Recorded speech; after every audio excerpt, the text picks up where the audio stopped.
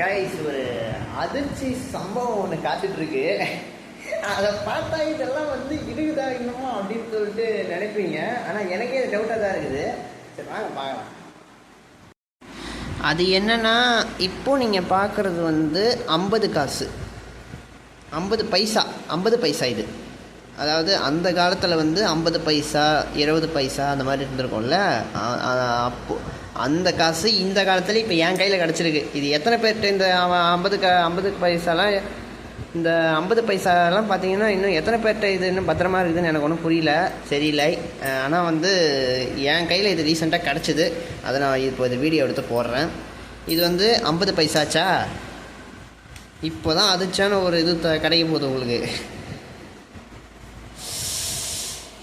S, ₹1 நோட்டுங்க. இருங்க வரேன். ₹1 note. எங்கடா காந்தி தாத்தா, இந்த ஃபஸ்ட்டு இந்த நோட்டை பார்க்கும்போது எனக்கு ஒரு விஷயம் தோணுச்சு. இது எங்கடா இது காந்தி தாத்தாவே காணும், இந்த நோட்டில் காந்தி தாத்தா ஃபோட்டோவே காணுமே, இது எப்படி இந்தியன்னு எடுத்துக்கிறது அப்படின்னு சொல்லிட்டு எனக்கே ஒரு விஷயத்தில் அதிர்ச்சி ஆகிடுச்சு.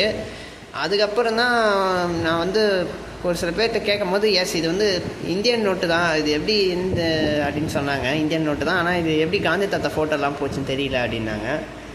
ஆமாங்க, காந்தி தாத்தா ஃபோட்டோவே இல்லைங்க. இது ஒரிஜினல் நோட்டா ஃபேக் நோட்டான்னு நிறைய தெரியல.